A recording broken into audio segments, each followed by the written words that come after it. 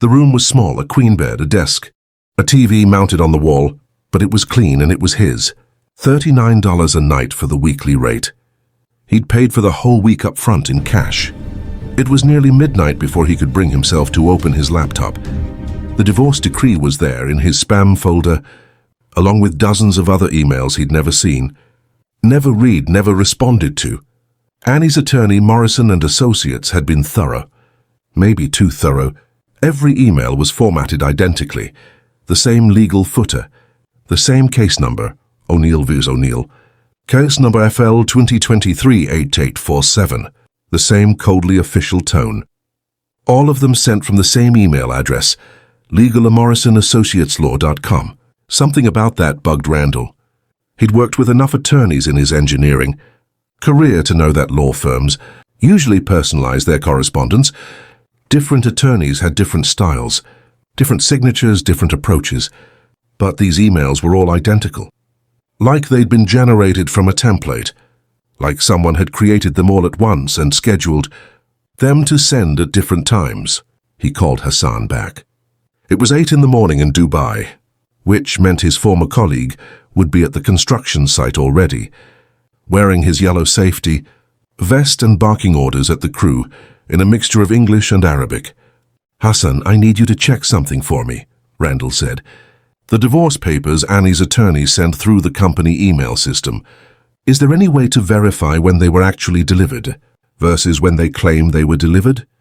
"Metadata," Hassan said immediately. "Every email has headers that show the real routing information. Timestamps, server details, IP addresses. If someone backdated an email, the headers would show the discrepancy." "Why, you think they backdated something?" "I think I want to know for sure. Give me until tomorrow. I'll talk to Rashid in IT. He owes me a favor after. I covered for him when he was late to that safety meeting." Hassan promised to call back with information. Randall hung up and started making a list on a piece of hotel stationery.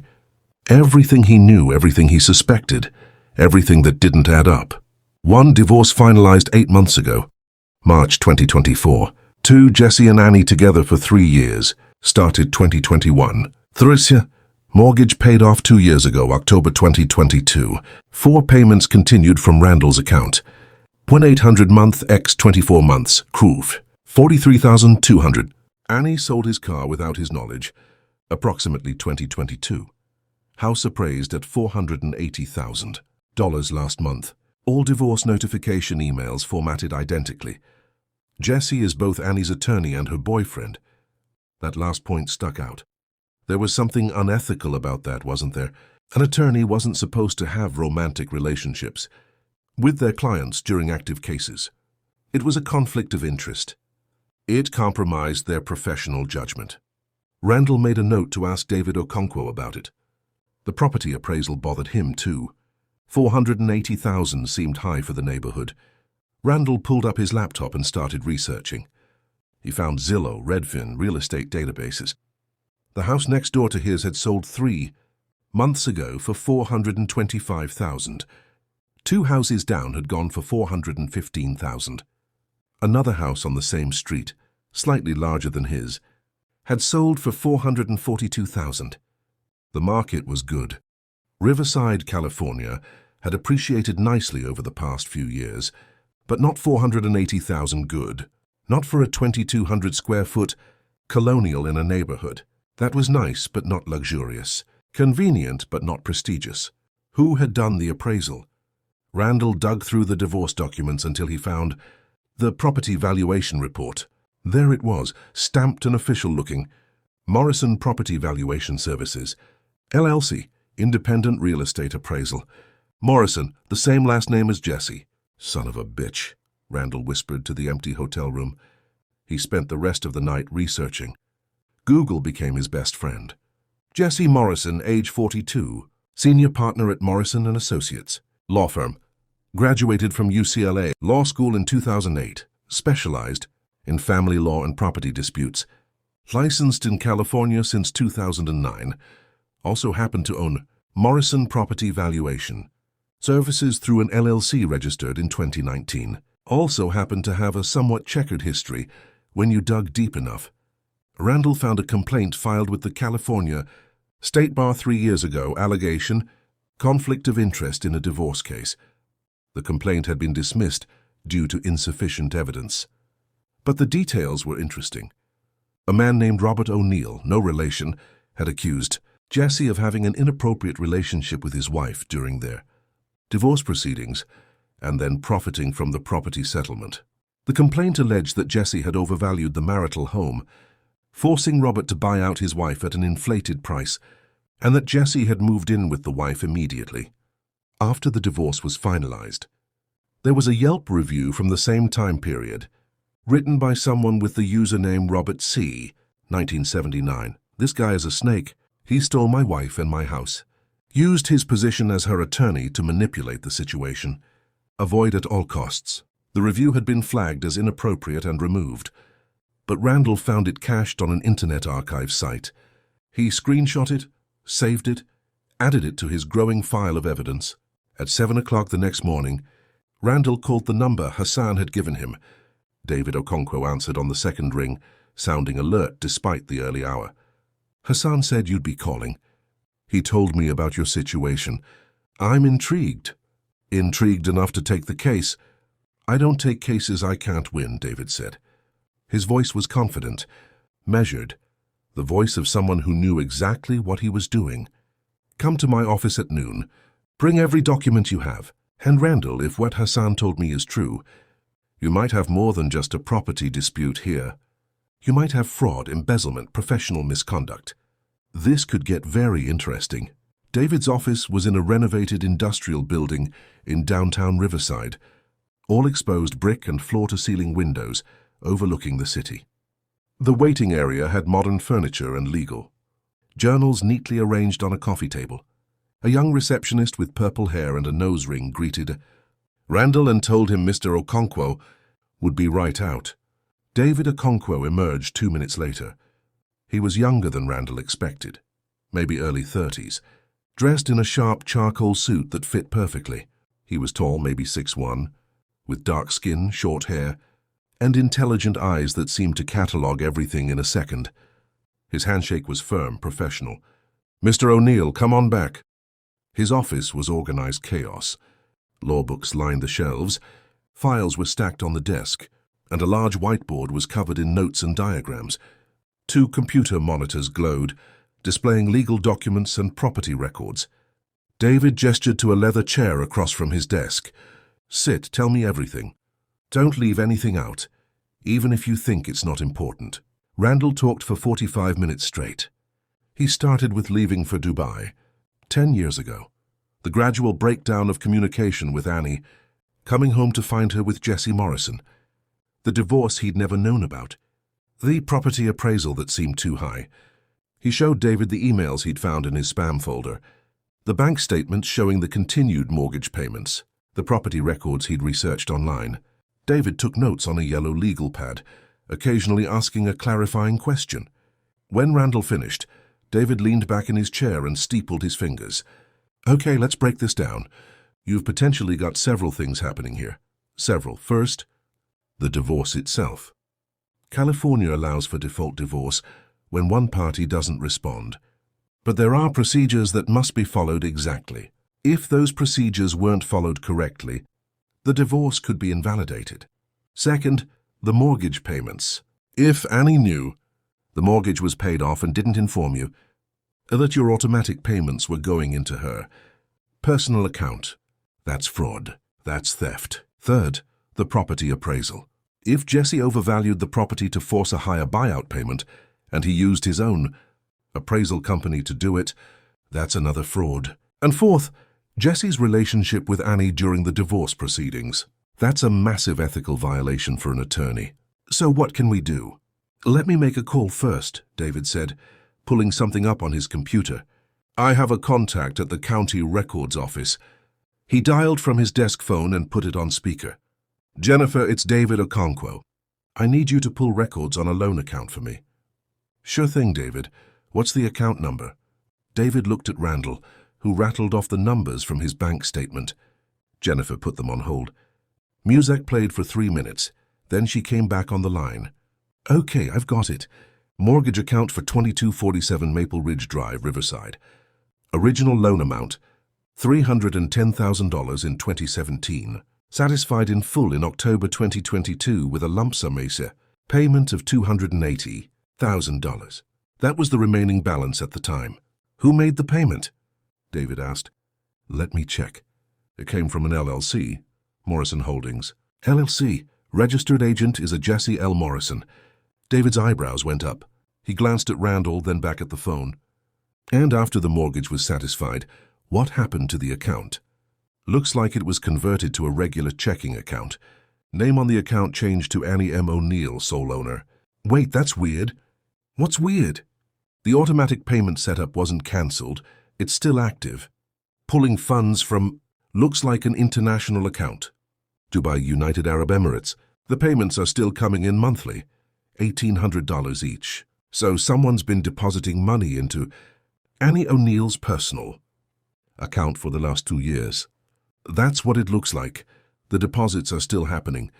Last one was 3 days ago, November 4th, 2024. David thanked her and hung up. He turned to Randall with a smile that was equal parts professional and predatory. You're not going to believe this. Try me, I've had a lot of unbelievable things happen in the last 24 hours. The mortgage was paid off in October 2022 by Jesse Morrison, just like Annie said. But here's the thing, the account stayed open. And instead of being a mortgage account, it became a regular checking account in Annie's name only. And your automatic payments, they kept coming every month for the last 2 years. David leaned forward. That's not an accident, Randall. That's not a mistake. Annie knew those payments were coming in. She never told you the mortgage was paid off. She never redirected those payments. She never mentioned that you were essentially giving her $1,800 a month in free money. That's fraud. That's embezzlement.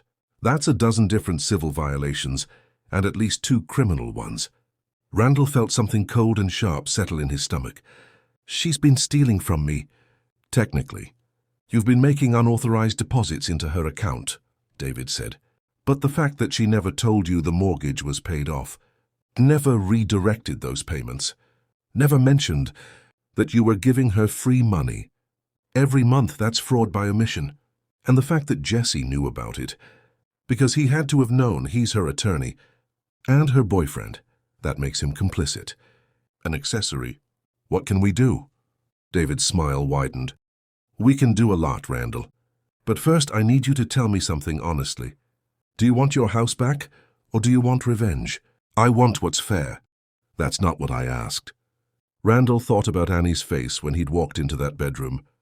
The casual dismissal. The way she'd justified everything. The way Jesse had stood there in his designer jeans and expensive watch, smirking at Randall like he was nothing, like he was just some inconvenient obstacle to be dealt with and discarded. I want both, Randall said. David nodded slowly, like Randall had just passed some kind of test. Then here's what we're going to do. The strategy session lasted 3 hours. David laid out a plan that was methodical, thorough, and absolutely devastating.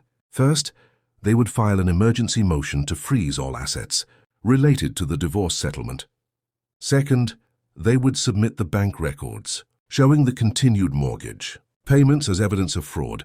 Third, they would request a new, independent property appraisal from a certified appraiser, with no connection to either party. And fourth, this was the part that made Randall's heart race. They would file a formal complaint with the California State Bar against Jesse Morrison. You can't have a romantic relationship with your client during active legal proceedings, David explained. It's a clear conflict of interest. You can't represent someone in a divorce and then also benefit from the divorce settlement. You can't use your own property valuation company to appraise an asset that you stand to benefit from. And you especially can't do all 3 of those things, while also knowing that your client is fraudulently accepting money from her ex-husband. Jesse Morrison has violated so many ethical rules I lost count. Will it work? It'll work, trust me. I've handled cases like this before. Attorneys who get too greedy, too confident. They think they're smarter than everyone else. They think they can bend the rules because they know the rules. But there's always a paper trail, always, and Jesse Morrison left a trail a mile wide. The next week was a blur of paperwork and legal maneuvering. David filed the emergency motion with the family court. He submitted the bank records, the property comparables, the evidence of Jesse's other questionable cases. He prepared a 40-page complaint to the state bar, documenting every ethical violation Jesse had committed. And then he did something Randall hadn't expected. He reached out to the other ex-husbands, the men who'd left reviews, filed complaints, accused Jesse Morrison of stealing their wives and their assets. David found 5 of them. 3 agreed to provide statements. 1 agreed to testify in court if necessary. Pattern of behavior, David explained. That's what we're establishing. This isn't a one-time mistake. This is Jesse Morrison's business model. He identifies unhappy wives in divorce proceedings, starts relationships with them while he's representing them, overvalues the marital property to force high buyout payments, and then moves in with the wives after the divorces are finalized. And in at least 3 cases, he eventually bought the properties himself through shell companies at prices well below the appraised values. That's fraud. That's racketeering. Arguably, that's enough to get him disbarred, sued, and possibly criminally prosecuted. The preliminary hearing was scheduled for late November, just before Thanksgiving. Judge Sarah Whitmore presiding. Randall showed up in his best suit, the one he'd bought for business meetings with oil executives in Dubai, and took a seat behind David at the plaintiff's table. The courtroom was small, traditional, with wood paneling and a California state flag in the corner. Annie and Jesse arrived 15 minutes later. Annie was wearing a designer dress, probably $500, black with a modest neckline and hem just above the knee, conservative, respectable, the kind of thing a defendant wears when they want to look trustworthy. Jesse was in a navy suit with a red tie, looking every inch the successful attorney. They were accompanied by another lawyer, a woman in her 50s with sharp eyes and a no-nonsense expression. Jesse had brought in a partner from his firm to represent him. That told Randall everything about how seriously he was taking this. They took seats at the defendant's table. Jesse glanced over at Randall once, his expression unreadable. Annie wouldn't look at Randall at all. She kept her eyes fixed on the table in front of her, her hands folded, her face pale. "All rise," the bailiff said. "The Superior Court of California, County of Riverside is now in session. The Honorable Judge Sarah Whitmore presiding." Judge Whitmore entered from a side door. She was in her 60s, with silver hair pulled back in a bun and reading glasses, hanging from a chain around her neck. She looked like someone's kindly grandmother, until she sat down and fixed the room with a stare that could freeze nitrogen. "Be seated. We're here for the matter of O'Neill versus O'Neill. Case number FL 2023-8ISOT-847. Mr. Okonkwo, you filed an emergency motion to freeze assets and vacate a divorce decree. That's a serious request." David stood. "Yes, Your Honor. We believe the divorce decree was obtained fraudulently, and we have evidence that the defendant has been engaged in a pattern of fraud and embezzlement during and after the divorce proceedings." "That's a serious accusation. Ms. Brennan, your response." Jesse's attorney stood. "Carol Brennan, according to the nameplate on the table, Your Honor. This is a clear case of buyer's remorse. Mr. O'Neill abandoned his wife for 10 years, failed to respond to properly served divorce papers, and now wants to undo a final decree because he's unhappy with the outcome. The law doesn't work that way." "The law also doesn't allow fraud, Ms. Brennan," Judge Whitmore said. "Mr. Okonkwo, what evidence do you have?" David opened his laptop. "Your Honor, I'd like to submit several pieces of evidence. First, bank records showing that Mr. O'Neill's ex-wife has been accepting automatic payments into her personal account for the last 2 years. Payments totaling $43,200. Payments that Mr. O'Neill believed were going toward a mortgage that was, in fact, already paid off 2 years ago. Paid off, I should note, by Mr. Jesse Morrison, Ms. O'Neill's current romantic partner." Judge Whitmore put on her reading glasses and studied the documents. David handed up to the bailiff. The courtroom was silent except for the rustling of paper. After a full minute, she looked up. "Ms. O'Neill, is this accurate? Has your ex-husband been depositing $1,800 per month into your account for the last 2 years?" Annie stood slowly. She looked smaller than she had in the bedroom. diminished somehow. Yes, Your Honor. The payments kept coming after the mortgage was paid off. I didn't know they would keep coming. The account it was set up automatically, and I didn't realize... You didn't realize you were receiving $1,800 a month. Judge Whitmore's voice was sharp. For 2 years? That's over $43,000. Miss O'Neill, you didn't notice $43,000 appearing in your account. Yes, I noticed. But Jesse said what? Annie glanced at Jesse, who was whispering urgently with his attorney. Jesse said it was complicated. He said because the payments were automatic. And we didn't... I know when Randall would notice. We should just let it be until the divorce was final. He said it would complicate things if I tried to return the money before the property settlement was complete. Judge Whitmore removed her glasses. Mr. Morrison, you advised your client, who was also, I gather, your romantic partner, to continue accepting payments that she knew were based on a paid-off mortgage, payments that her husband believed were going toward a debt that no longer existed. Jesse stood for the first time since Randall had met him. He didn't look confident. He looked cornered. Your Honor, I advised my client that the situation was legally complex. The automatic payments weren't technically fraud because Mr. O'Neill had set them up himself. Your advice was to let your girlfriend pocket $43,000 of her ex-husband's money without telling him the mortgage was paid off. The judge's voice could have cut glass. Mr. Morrison, what were you thinking? I was protecting my client's interests, Jesse said, but his voice lacked conviction. Your client or your girlfriend or yourself. Judge Whitmore shuffled through more papers. I'm looking at the property. Appraisal submitted in the original divorce proceedings. Morrison Property Valuation Services. LLC, that's your company. Isn't it, Mr. Morrison? I own it, yes, but it's operated independently. By whom? Who conducted the appraisal? Jesse hesitated. I supervise the appraisals, but a licensed appraiser did the actual... Who works for you? Who you pay? Who has a financial interest in making you happy? Judge Whitmore put the papers down. Mr. Okonkwo, you said there was more. David stepped forward. Yes, Your Honor. We've identified a pattern of behavior. Mr. Morrison has been involved in 17 divorce cases over the past 5 years where he represented the wife. In 12 of those cases, Morrison Property Valuation Services conducted the appraisal. In 9 of those cases, Mr. Morrison began romantic relationships with the wives during or immediately after the divorce proceedings. And in 7 cases, properties that Mr. Morrison's company appraised at high values were later sold at significantly lower prices to buyers connected to Mr. Morrison's business interests. The courtroom erupted.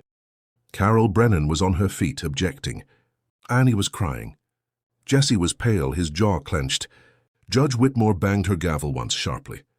Order, Miss Brennan, sit down. Mr. Morrison, do you have a response to these allegations? Jesse was on his phone now, typing frantically. His attorney was whispering to him urgently. Finally, he stood. Your Honor, these allegations are taken out of context. My professional conduct has always been... Your professional conduct is exactly what's in question here. Judge Whitmore interrupted. This court will not be party to fraud. Mr. Morrison, the divorce decree is hereby vacated pending a full evidentiary hearing. All assets are frozen. Miss O'Neill, you are ordered to cease any further spending from the account containing Mr. O'Neill's payments. Mr. Morrison, I'm referring this matter to the State Bar for immediate investigation.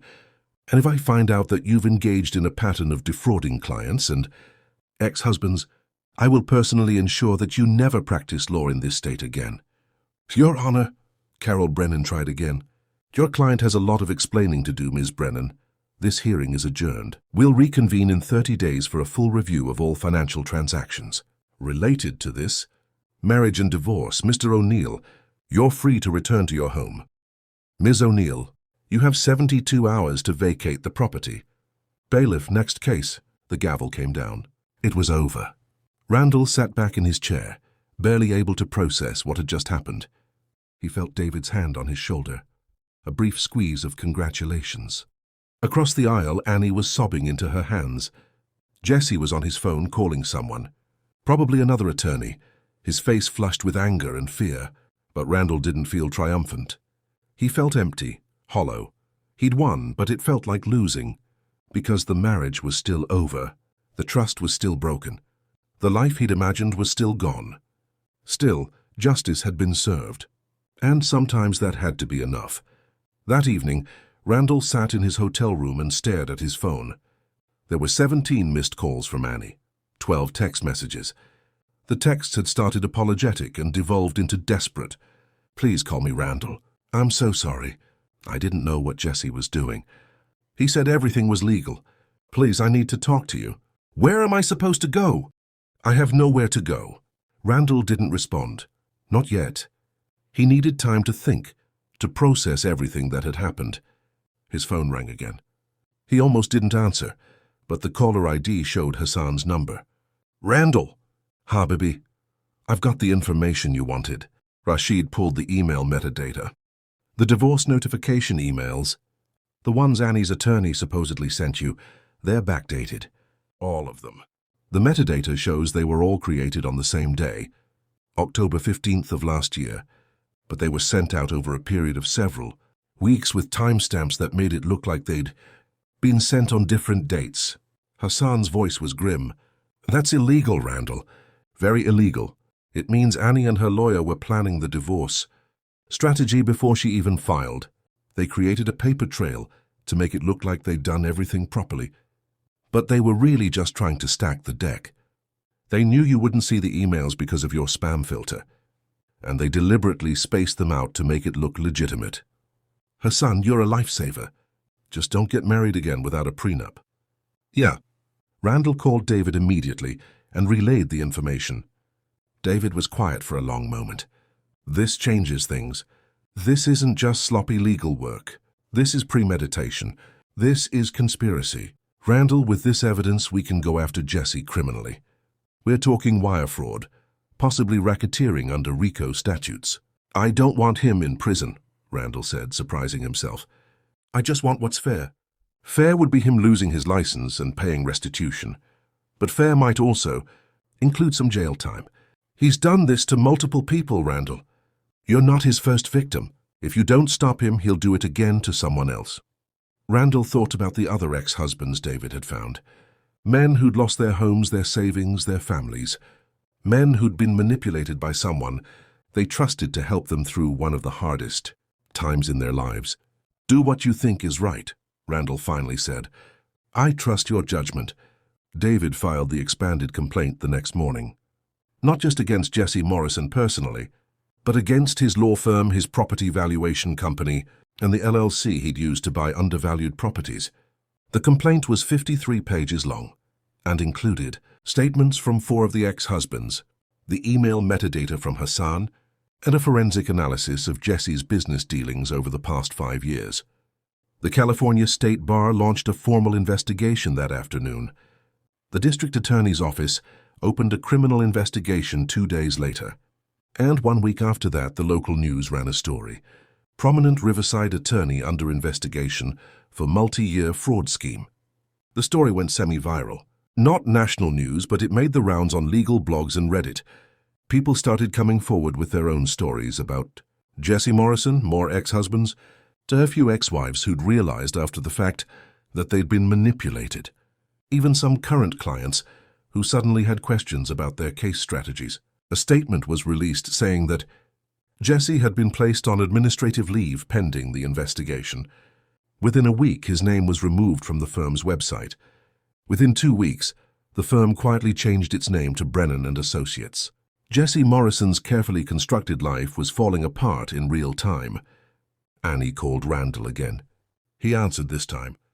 "Randall, I need to talk to you, please. I've been staying with my mom in Nevada, but I need to explain. I need you to understand. I'm listening. Can we meet in person? There are things I can't say over the phone." They met at a coffee shop in downtown Riverside. Neutral territory 3 days later. Annie arrived first, sitting at a corner table with a cup of tea. She wasn't drinking. She looked different, thinner, paler, no makeup, wearing jeans and a simple sweater instead of the designer clothes. Randall had seen her in. She looked more like the Annie he'd married 12 years ago. Young, uncertain, vulnerable. Randall sat down across from her. He'd bought himself a black coffee. They sat in an awkward silence for a moment before Annie spoke. "I was angry at you," she said quietly. "For years I was so angry. You left and you kept saying you'd be home soon. But soon never came and I was alone. All our friends were getting married, having kids, building lives together, and I was the woman whose husband was always somewhere else. People would ask about you, and I'd make excuses. He's working, I'd say. He's building our future. But after a while it just felt like abandonment. I was working for us," Randall said. I know you were. But it didn't feel like us, Randall. It felt like you made a decision for both of us, and I was supposed to just go along with it. And when you extended your contract from 3 years to 5, and then to 7, and then to 10, I felt like I didn't matter. Like my feelings, my life, my dreams, they were all secondary to your career. There was truth in that. Randall had made those decisions. He'd told Annie about them, but he'd never really asked her permission. He'd assumed she'd understand. He'd assumed the money would make up for his absence. "I should have come home more," Randall admitted. "I should have made you a priority. And I should have told you how I was feeling, instead of letting the resentment build." Annie wiped her eyes with a napkin. "When I met Jesse, I was so lonely. He was attentive. He listened to me. He was there, physically there, which is something you hadn't been in years. And when he started suggesting the divorce, at first I resisted, but he was so convincing. He said you'd moved on. He said, 'Men who stay overseas that long always find someone else.' He said I deserved to be happy, that I'd wasted enough of my life waiting. Did you love him?" Annie was quiet for a long moment. "I thought I did, but now I think I loved the attention. I loved having someone there. I loved not being alone anymore. Jesse himself, I don't know." She took a shaky breath. "When he got arrested yesterday, he got arrested. Wire fraud charges. His bail is set at $500,000. His firm won't put it up. His family won't help. He's in county jail." Annie's voice was hollow, and suddenly I realized that everything he told me, all his promises, all his plans, they were lies. He was using me. He was using the divorce to profit, and I helped him do it because I was too blinded by my own anger to see what was really happening. "I'm sorry," Randall said, and he meant it. "Don't be sorry. I made my choices. I own them." Annie pulled an envelope from her purse and slid it across the table. "This is a check for $43,200. All the mortgage payments you made after the house was paid off, plus $8,240 in interest, calculated at 2% annually. I borrowed against my teacher's pension to get the money. It's all I could access." Randall looked at the check. It was from a credit union in Nevada, made out to him, signed in Annie's handwriting. "You didn't have to." "Yes, I did. It's your money. I stole it. Even if Jesse told me it was okay to keep it, I stole from you." She pushed another piece of paper across the table. "This is a quitclaim deed. I'm signing over all my interest in the house to you. No buyout, no settlement. It's yours. It was always yours. I just took advantage of your absence to try to take it from you." Randall picked up the deed. It was already notarized, ready to file. "Annie, the house is worth $425,000. Half of that is $212,500. You're entitled to—" "I'm not entitled to anything," Annie interrupted.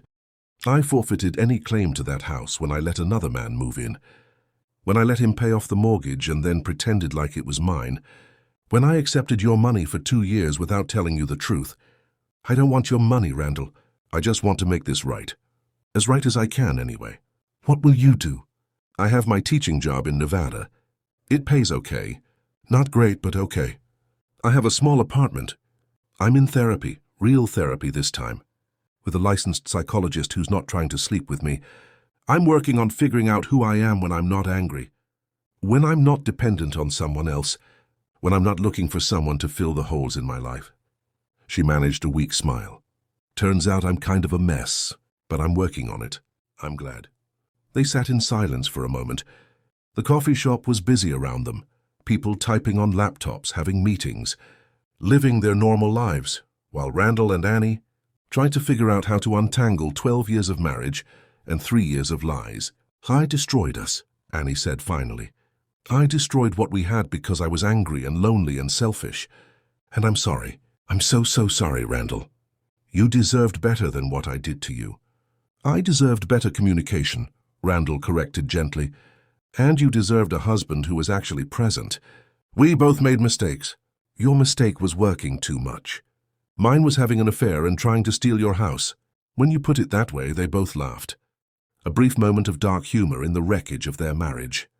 Then Annie stood up. "I should go. I have a long drive back to Nevada. But Randall, I hope you find someone who appreciates what you're willing to sacrifice for the people you love. You deserved a better wife than I was. You deserve happiness." She left before he could respond. Randall watched her walk out of the coffee shop, climb into her old Honda Civic, the car he'd bought years ago. The car she'd sold and then bought back, and drive away. He felt a strange sense of closure, like a door had been shut that had been hanging open for too long. His phone buzzed. A text from David. Jesse Morrison pleaded guilty this morning. 2 years county jail, permanent disbarment, $850K in restitution to multiple victims. He's done, Randall typed back. And Annie? She cooperated with the prosecution, testified against him. No charges filed. DA said she was a victim too, manipulated by someone in a position of power. That seemed fair. Annie had made terrible choices, but Jesse had orchestrated the whole thing. He'd used his legal expertise, his charm, his position of authority to manipulate a lonely, angry woman into helping him commit fraud. Annie was guilty, yes, but Jesse was the mastermind. Over the next few weeks, Randall settled back into his house. The first thing he did was hire movers to remove all the furniture Jesse had bought. The leather couch, the expensive art, the designer lamps, all of it went to a consignment shop. Randall replaced it with simple, comfortable furniture that he actually liked. Nothing designer, nothing expensive, just functional pieces that felt like home.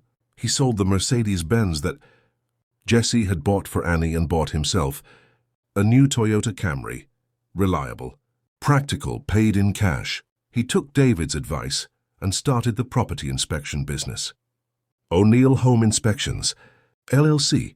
It turned out that having an engineering background made him excellent at spotting problems in houses, foundation cracks, electrical issues, water damage, structural concerns. And his story, which had been covered in the local news, gave him instant credibility. People trusted him. They knew he was the guy who'd exposed a corrupt lawyer. They knew he couldn't be bought or manipulated.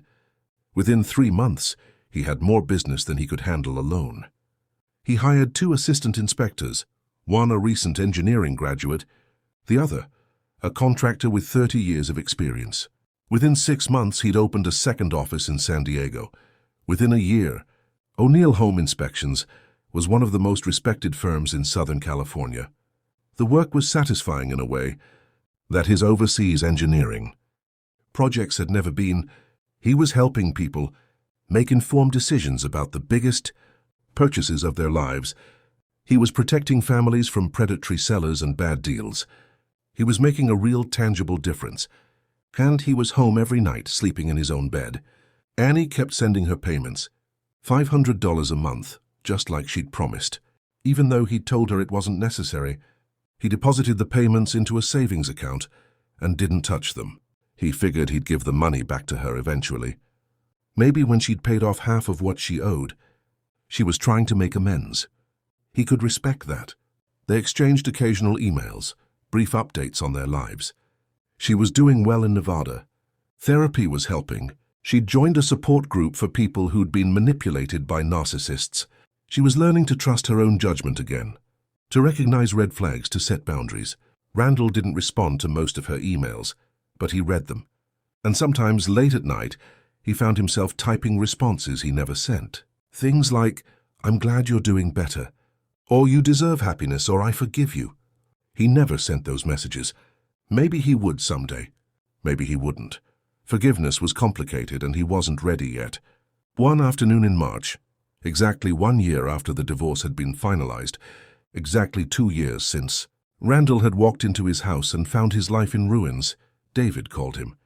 "You remember the restitution Jesse Morrison owes? The $850,000 to multiple victims." "Yeah, I remember." "He can't pay it. He lost everything. His law license, his house, his savings. He's working as a paralegal at some strip mall, law office making $19 an hour. The victims are getting pennies on the dollar." "That's unfortunate." "It is. But here's the thing. You're one of the victims entitled to restitution. And because you cooperated with the prosecution, because you provided evidence, because you testified, you're first in line. The court just awarded you $127,000 from the liquidation of Jesse's assets." Randall was quiet for a moment. $127,000. From what? He had to sell his BMW, his Rolex collection, some investment properties he owned, through LLCs. After the other victims got their shares, there was $127,000 left. "It's yours." Randall thought about it. Thought about Jesse Morrison, disgraced and working for minimum wage. Thought about the empire he'd built by defrauding vulnerable people, and how it had all come crashing down. There was justice in that. Poetic justice. "Put it in a trust," Randall said, "for victims of attorney fraud, people who can't afford to fight back when their lawyers screw them over. Let them use it for legal fees, expert witnesses, whatever they need." "Randall, that's a lot of money to give away." "I don't need it. I've got my business, my house, my savings. And maybe the next person who gets manipulated by someone like Jesse Morrison will have a fighting chance because of this." "You're a good man, Randall O'Neill." "I'm trying to be." 2 years after returning home from Dubai, Randall was having dinner with David at a restaurant downtown. They'd become friends over the course of the legal battle. Real friends, not just attorney and client. They met for dinner once a month, talked about life, business, everything. "You ever regret how it all went down?" David asked over dessert. "Going after Jesse so hard, destroying his career?" Randall thought about it. Thought about Jesse Morrison sitting in county jail, then emerging 16 months later to work as a paralegal. Thought about the hundreds of thousands of dollars in restitution. The lives he'd ruined, the families he'd torn apart. "No," Randall said. "He was running a scam, ruining lives. Someone had to stop him." "You did more than stop him. You destroyed him." "I exposed him," Randall corrected. "He destroyed himself. I just made sure everyone could see what he really was." David nodded slowly. "Fair enough." "And Annie? You ever think about reconciliation?" "No," Randall said. But even as he said it, he wasn't entirely sure it was true. Annie had made mistakes. Terrible mistakes. But she'd also been lonely, vulnerable, targeted by a predator who knew exactly how to exploit her weaknesses. Did that excuse what she'd done? No, but it explained it. An explanation wasn't the same as a justification, but it was something. "I think," Randall said carefully, "that what Annie and I had is over. It ended before I even came home. Maybe it ended when I got on that plane to Dubai 10 years ago. Maybe it ended when I chose my career over our marriage for the 10th time. But that doesn't mean I hate her. It just means we're done. That's mature of you." Maturity is just another word for being too tired to hold grudges. They both laughed at that. As they paid their bill and walked out into the California evening, Randall felt something he hadn't felt in years. Contentment. Not happiness exactly. He wasn't sure he'd ever be truly happy again. Not in the way he'd been happy before Annie's betrayal. But contentment was something. It was peace.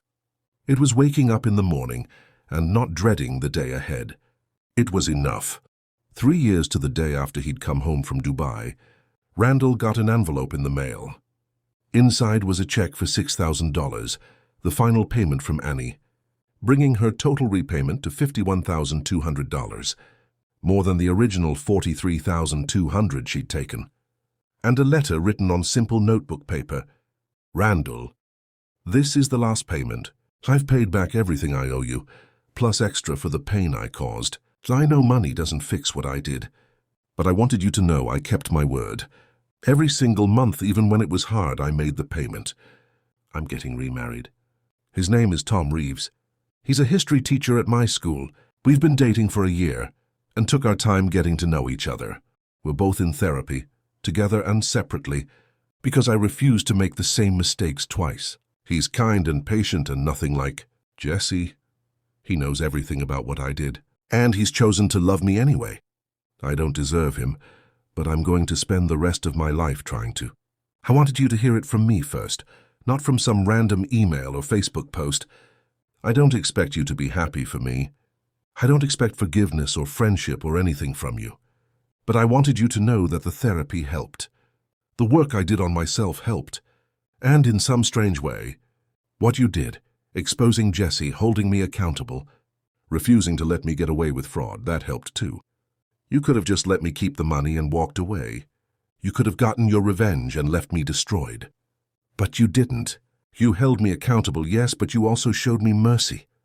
You let me make restitution. You let me rebuild. You gave me the chance to become someone better. I'll never be able to thank you enough for that. I hope you're happy, Randall. I hope you found whatever it is you were looking for when you went to Dubai all those years ago. And I hope someday you can think of me without anger. With genuine gratitude. Annie. Randall read the letter 3 times. Then he folded it carefully and put it in a drawer with all the other documents from that chapter of his life. The divorce papers, the settlement agreement, the news articles about Jesse's sentencing, the check from Annie's final payment. He sat down and wrote a response, the first one he'd written in 3 years. Annie, congratulations on your engagement. I mean that sincerely. You deserve happiness. And I hope Tom gives you everything I couldn't. I'm doing well. The business is thriving. The house feels like home again. I've made peace with how things turned out. We weren't meant to make it. You and I. We wanted different things, and I was too blind to see it until it was too late. That's on both of us. I forgive you. I should have said that sooner, but I wasn't ready. Now I am. You made mistakes, but so did I. Mine were just less dramatic. You taught me that presence matters more than provision, that love requires more than good intentions and wire transfers. I needed to learn that lesson, even though it hurt. I hope your marriage to Tom is everything ours should have been. Be happy. Randall. He sent the email before he could second-guess himself. Annie responded 10 minutes later with a single word. Thank you. That night, Randall went out to dinner. Not alone this time. He'd been seeing someone. Jasmine, the pediatric nurse he'd met at a restaurant bar 2 years ago. They'd taken it slow, very slow. Coffee dates for the first 2 months, then dinner dates, then eventually weekend trips and meeting each other's friends. She knew his whole story.